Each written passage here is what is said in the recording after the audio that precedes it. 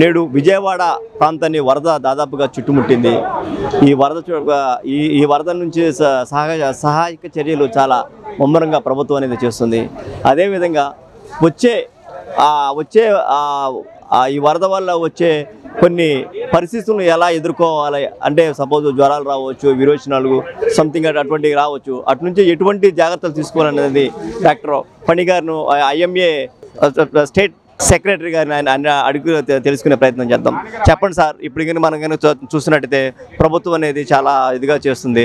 ఇప్పుడు నెక్స్ట్ ఈ వరదల వల్ల అక్కడ పద్దాక పళ్ళు నీళ్ళలో తిరుగుతున్నావు, చర్మ సమస్యలు వచ్చేది. అదేవిధంగా వాటర్ వల్ల కొద్దిగా పొల్యూట్ అయిన వల్ల కొద్దిగా పై డైరియా లాంటివి వచ్చే ఛాన్స్ ఏమేమి వస్తాయి, దాన్ని ఎటువంటి రెమెడీస్ తీసుకోవాలి? గత దశాబ్దాల్లో లేనటువంటి విలయం ఈరోజు విజయవాడలో జరిగింది. దానికి అనేక సంస్థలు, అనేక ప్రజలు కూడా స్వచ్ఛందంగా స్పందించి అనేక సేవలు అందిస్తున్నారు. IMA తరఫున 25 లక్షల రూపాయలు రాష్ట్ర వ్యాప్తంగా మేము వసూలు చేసి ముఖ్యమంత్రి గారికి ఇవ్వటం జరిగింది.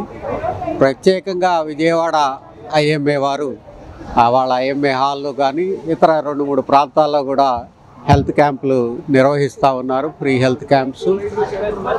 వీటిలో ముఖ్యంగా మనం చూడాల్సింది వాటర్లో ఇన్నాళ్ళు నిల్వ ఉండటం వల్ల దాంట్లోనే ప్రజలు అటు ఇటు తిరుగుతూ వాళ్ళ కార్యక్రమాలకి కావాల్సినటువంటి పనులు చేసుకుంటున్న సందర్భంగా కొన్ని చర్మ వ్యాధులు అట్లాంటివి కొంత ఎక్కువ తడవటం వల్ల వచ్చే అవకాశం ఉంది.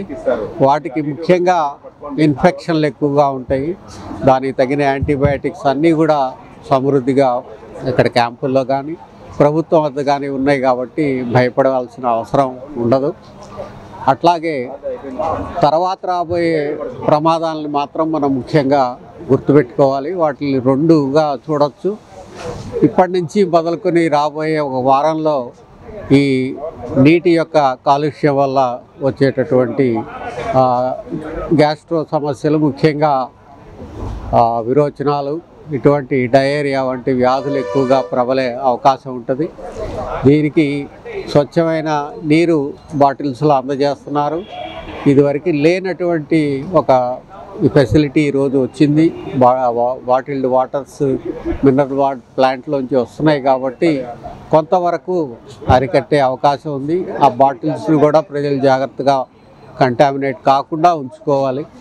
అట్లాగే సాధ్యమైన చోట కాచిన నీళ్లు కాచి చల్లార్చి తాగటం మంచిది.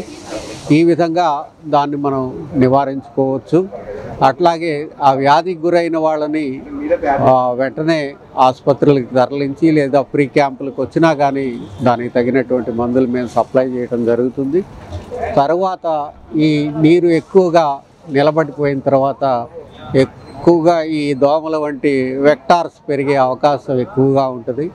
వాటి వల్ల వచ్చే వ్యాధులు, ముఖ్యంగా మలేరియా అని కానీ డెంగ్యూ ఇట్లాంటి వ్యాధులన్నీ కూడా ప్రబలే అవకాశం ఉంటుంది. ప్రభుత్వం యొక్క స్పందన మాత్రం చాలా అద్భుతంగా ఉంది. ఈసారి ప్రభుత్వం వారు చంద్రబాబు గారి నాయకత్వంలో ఎంతో సూక్ష్మంగా ఈ ప్లానింగ్ చేస్తూ ఉన్నారు.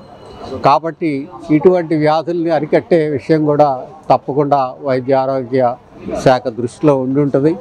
మేము కూడా ఒక స్వచ్ఛంద డాక్టర్ల సంస్థగా మేము కూడా తగిన సహకారం, సూచనలు కూడా ఇవ్వడానికి సిద్ధంగా ఉన్నాం. ఎవరు కూడా మానసికంగా భయపడాల్సిన అవసరం లేదు. అందరికీ చిరు వ్యాపారుల నుంచి అందరికీ కూడా వాళ్ళకి జరిగిన నష్టాన్ని ఇన్సూరెన్స్ ద్వారా భర్తీ చేయడానికి ప్రభుత్వం తగిన ప్రయత్నాలు చేస్తుంది. కాబట్టి మానసికంగా కూడా ఎవరు కుంగిపోవాల్సిన అవసరం లేదు. మీ ఇళ్ళు బాగు చేసే దానికి కూడా రాత్రి ముఖ్యమంత్రి గారు మాట్లాడిన దాన్ని బట్టి దానికి కూడా సూక్ష్మమైన ప్రణాళిక తయారు చేయడం జరుగుతుంది. అందరూ ధైర్యంగా ఉండండి. ఎవరికి అవసరం ఉన్నా కానీ IMA విజయవాడ శాఖను కానీ రాష్ట్ర శాఖను కానీ సంప్రదిస్తే మేము మాకు తగిన సహాయాన్ని ఎంత పెద్ద ఎత్తునైనా చేయడానికి సిద్ధంగా ఉన్నామని చెప్పి ఈ సందర్భంగా ప్రజలకి మనవి చేస్తాం. సార్, ఇప్పుడు మనం చూసినట్టయితే పక్కమంటే ఇప్పుడు చెప్పారు వాటర్ కాసి తీసుకోవాలా, లేని పక్షంలో దగ్గర ఎటువంటి ఆహారం తీసుకోవాలి, ఎటువంటి జబ్బులు వచ్చే అవకాశం ఉంది? ఏ ఆహారమైనా వండిన వెంటనే తీసుకోండి, వేడిగా ఉండగానే తీసుకోండి. మీరు ఇంట్లో మీరు కానీ తయారు చేసుకునే వసతి మీకు ఈ పాటికి ఏర్పడి ఉంటే వేడిగా ఉన్న ఆహారాన్ని తీసుకోండి.